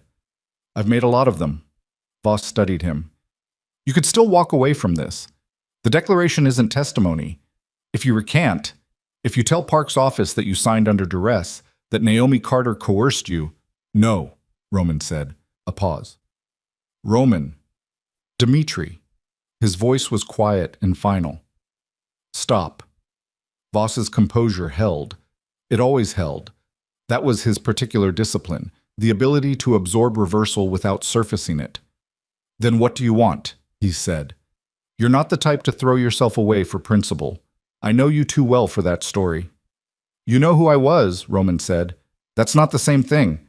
Something shifted in Voss's face, fractional, a recalculation. "The boys," Voss said. Roman's chest tightened, but his face showed nothing. "I know about them," Voss said. "I've known since this afternoon. 6 years old, identical." He paused. "Yours, I assume, given the timing." He tilted his head slightly. "That's leverage I didn't anticipate, I'll give you that. But it is leverage." "Touch them," Roman said, and his voice had changed register in a way that had nothing to do with performance. "And there is nothing left of you. Not the money, not the exits, not the contacts, not the agreements. I will burn every structure you've built to the ground before they take me in, and I will do it with enough left over to make sure you have nothing to bargain with. I have been preparing for a version of this conversation for 20 years, and you should factor that in before you finish your sentence." Voss was quiet. "You built this," Roman said. "Not me. You built the lie about Naomi. You built the file on Hawthorne. You built the internal case that kept me looking in the wrong direction for 8 years while you used my organization to run your own operations through it." His voice was even. "I was your cover. My name, my reputation, my network. You used all of it to build something that had nothing to do with what I thought I was protecting." He paused. "And you turned me against the one person who saw it clearly enough to stop you." Voss said carefully, "You were always going to believe what confirmed what you already feared. I didn't create that, I used it." "I know," Roman said. "That's on me. That's going to be on me for a long time." He paused. "But it ends here." From behind him, through the open door of the farmhouse, a light went on in the kitchen. Voss's eyes went to it. His jaw moved. And then Naomi stepped out the front door. She came to stand beside Roman, and she held her phone at an angle that Voss could see. The screen showing an active call, the timer running, the name displayed. Brandt, U.S. Attorney's Office.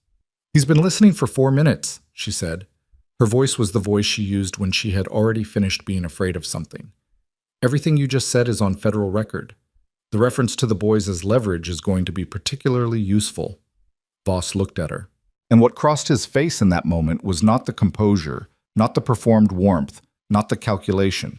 It was something older and less managed, something that had been underneath all of it for 20 years.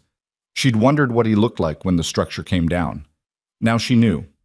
He looked like what he was, a man who had spent his life engineering other people's fears because his own were too large to examine. "This was always going to end," she said. "You knew that. You're too intelligent not to have known it. The only thing you didn't plan for was how it would feel when someone handed you the bill." From the county road, headlights. More than one vehicle, moving fast, the beams sweeping across the pine windbreak as they turned onto the drive. The sound of tires on gravel, rapid and closing. The 2 men who had emerged from the tree line had gone still. The particular stillness of people who had just done the math on a situation and found the calculation working against them. Voss looked at Roman one more time. His face was composed again, or nearly composed. The discipline was still there, it just didn't mean anything anymore. "You've thrown away everything," he said. "No," Roman said. "I gave it up. There's a difference." The first federal vehicle stopped 30 feet from where they stood. Doors opening. Agents. Brandt's voice calling instructions that the 2 men in the tree line responded to by putting their hands up with the resigned practicality of professionals who knew when a play was finished. Dmitri Voss stood in the gravel drive of a property that didn't exist and looked at the lights and looked at Roman and looked at Naomi and said nothing further because there was nothing further to say. A federal agent reached him in 12 seconds, and the words he was read were the same words Roman had been read earlier that day in the ruins of a wedding. And Voss received them with his hands at his sides and his face arranged in the expression of a man cataloging his remaining options, which were very few. Naomi watched them take him. She watched it all the way to the vehicle, watched the door close, and she stood in the gravel in the cold air with Roman beside her and let it be finished. Brandt came to her directly. He was a compact man in his 40s with a weathered face and the eyes of someone who had been in rooms like this enough times to understand that the paperwork was not the important part. "You recorded before I asked you to," he said. I recorded when I understood what he was going to say, she said. Was the connection clean? It was clean. He looked at her with something that wasn't quite admiration, more like the acknowledgement one professional gave another when the work had been done correctly under difficult conditions. I'll need statements, both of you. Tonight, if possible. Yes, she said. He looked at Roman. Roman said, yes. Brant nodded and moved away to manage the scene, and Naomi stood in the driveway and looked at the sky, which was beginning to change at its eastern edge by the most marginal increment. Not light yet, not even the promise of light, just the suggestion that the dark was not permanent. She took her phone out and called Elias. He answered in one ring. I heard the vehicles. It's done, she said. Voss is in custody. A pause, brief, the kind that held things that didn't have words yet. The boys are fine. Marcus fell asleep against a tree. I'm not entirely sure how. She almost laughed. It came out as something else. Not a sob, not quite, but in the same family. She pressed her hand over her mouth for a second and then took it away. Come back in, she said. It's cold. The statements took 3 hours. They sat in separate rooms. Naomi in the farmhouse kitchen, Roman in the front room, Brant's agents moving between them with the systematic thoroughness of people who understood that the quality of documentation in the next 6 hours would determine the quality of every legal proceeding for the next 3 years. Naomi went through it all. The marriage years, the evidence she'd gathered, the decision to leave, the 6 years of building the case from the outside, the meeting with Lena Park, the wedding, the apartment on Superior, the farmhouse, the phone messages, the recording. She was thorough and she was precise and she did not editorialize and she did not perform. She just gave them the record, fact by fact, in the order it had happened, and when they asked follow-up questions, she answered them with the same quality of attention. Elias sat outside the kitchen doorway with the boys, who had woken fully when they came back inside, and who were now in the specific elevated state of very young children who had experienced an adventure they didn't fully understand and were processing it through a sustained campaign of questions. She could hear Marcus's voice through the door, not the words, just the cadence, the relentless operational cataloging of a 6-year-old working to understand a situation, and Elias's low, patient responses, and the sound of it was the sound of something she'd protected for 6 years and had nearly lost tonight and was still here. She finished her statement at 4:47 in the morning. She walked out of the kitchen, and Elias looked up from the couch where he was sitting with Daniel asleep across his lap and Marcus leaning against his arm, awake and owl-eyed. Elias looked at her face and read it the way he always read her face, completely and without asking for more than what she was showing. Done, she said. He nodded. She sat beside Marcus and put her arm around him, and he leaned into her with the totality of small children. No reservation, no performance. Just the full weight of himself against her side. Mom, he said. Yeah. Is the man who was outside going to come back? No, she said. He's not coming back. Marcus considered this for a moment in the thorough way he considered things. Did Dad make him go away? She went still for a second. She looked at Elias over Marcus's head. Elias's face was very careful. Elias helped, she said. The other man. The one who came with us. Marcus's voice was matter-of-fact, a child reporting an observation. He went outside and then the police came, so he made them come. She didn't answer immediately. She looked down at the top of his head, the familiar close-cropped hair, the curve of his skull, and she felt the full complexity of what the next years would require from her settle across her shoulders like a physical weight, not unbearable, just real. He helped, she said finally. Yes. Marcus nodded, apparently satisfied with this accounting, and went back to watching the room. Roman left at 5:15. 2 of Brant's agents drove him. He would be processed formally at the federal building. The voluntary cooperation entered into the record, the first of what would be many sessions with Lena Park's office beginning at 9 a.m. He had surrendered the notebook. He had surrendered the account information, the names, the property records, the operational history of 20 years. He had kept nothing back, which Brant had noted with the specific expression of someone who had sat across from a great many people in Roman's position and rarely seen it done this way. He came to the door before he left. Naomi was standing in the kitchen doorway, her arms crossed, watching the sky through the back window beginning to concede to the first pale evidence of morning. She heard him stop behind her and she turned. He looked exhausted in a way that had nothing to do with the hour. The kind of exhaustion that came from a long internal structure finally coming down. All that weight, once held by tension, now lying where it had fallen. "I'm going to tell them everything," he said. "However long it takes, however much it costs." "I know," she said. "About the twins." He stopped. "I'm not going to make a claim. I want you to know that. Whatever I am to them, if anything, is a conversation for years from now when they're old enough to have it on their own terms." He paused. "I'm not taking anything from you. I don't have the right." She looked at him. In the early gray light coming through the window, he was simply a man. Not the thing she'd loved, not the thing she'd fled, not the figure she'd spent 6 years carrying in the architecture of her anger. Just a man who had done serious damage and was going to spend the rest of his life paying for it in the only currency that mattered. "Roman," she said. He looked at her. "You did the right thing tonight. I'm not going to dress it up more than that, and I'm not going to pretend it cancels anything. But it was the right thing." She held his gaze. "That's yours. Whatever happens next, you did that."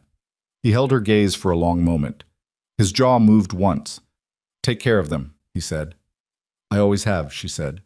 He nodded once, turned, walked out the front door and got into the federal vehicle, and she listened to the gravel shift under the tires and the sound diminish down the county road and then disappear entirely into the morning. The months after moved slowly and then all at once. Dmitry Voss entered a not guilty plea that his defense team abandoned 6 weeks into discovery, when the scope of Naomi's documentation became fully visible to them in the record. He took a deal that was worse than anything he'd have accepted if he'd walked into Lena Park's office voluntarily, which was the way those things went when they went that way. The corrupt federal transfer agents were identified and prosecuted separately. The inside contact in Brandt's organization turned out to be a clerk who had been under Voss's financial influence for 3 years. Someone low enough in the hierarchy that the damage was containable. Someone who had made a decision that had seemed small at the time and had not stopped being small until it suddenly was enormous. Marcus Hale, Roman's attorney, was disbarred.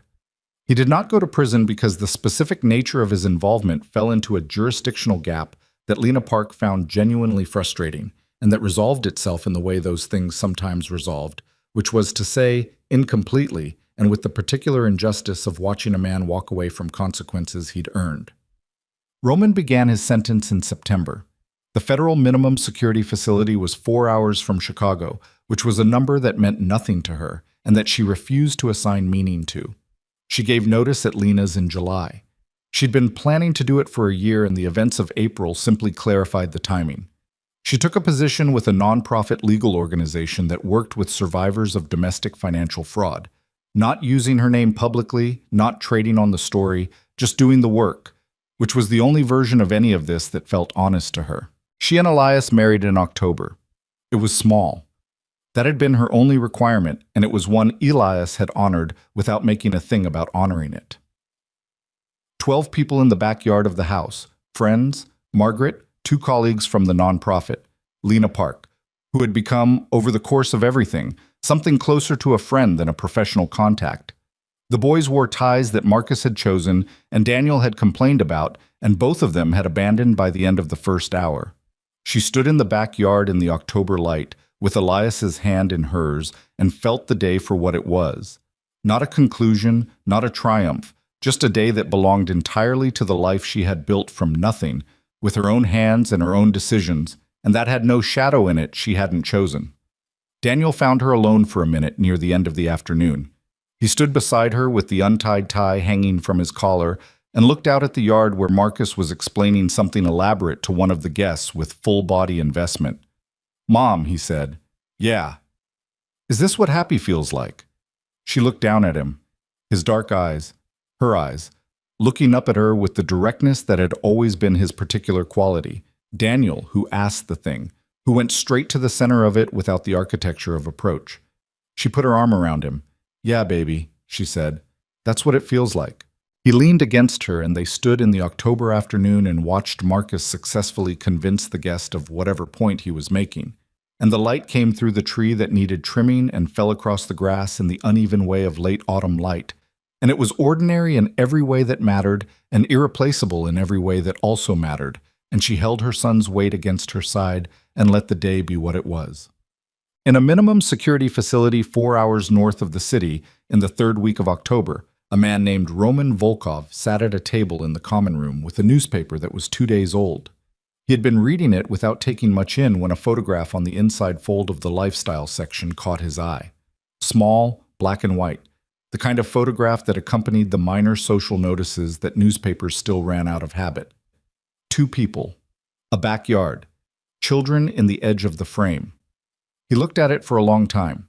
The photograph was too small to read faces clearly, but he didn't need to read the faces. He knew the names in the caption. He knew the backyard from a description he'd assembled from small details across a long night. He knew what the day was because the caption told him. He folded the paper to that page. He sat with it for a while. Then he set it face down on the table, and he stood, and he walked to the window that faced west, and he looked at the sky over the flat Illinois land, and he didn't allow himself any particular emotion about what he was looking at because he had forfeited the right to particular emotions about this a long time ago, and the work of the next years was to be the kind of man who understood that forfeiture clearly and lived inside it honestly. What he allowed himself was smaller than emotion, just the knowledge that they were there, in that backyard, in that light. That the boys existed and were whole and were someone else's good fortune.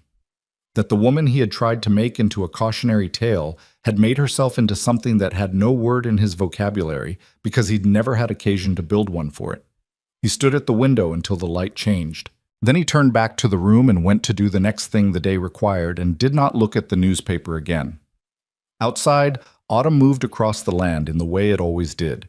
Indifferent, thorough, turning everything in its own time. The empire was gone. The lies were in the record. The damage was irreversible and accounted for and being paid by those who had made it. And in a backyard in Chicago, in the last good light of October, a family that had been built from survival and honesty and the particular courage of a woman who had refused to stay thrown was sitting down to eat, and the boys were arguing about something inconsequential, and Elias was pouring wine, and Naomi was laughing at something someone had said. A real laugh, unguarded, the kind that didn't think about itself. And the afternoon held all of it without effort, the way afternoons did when the people inside them had finally, at great cost, earned the right to simply be inside them. Nothing would be stolen from this. No one was coming. It was, at last, entirely theirs.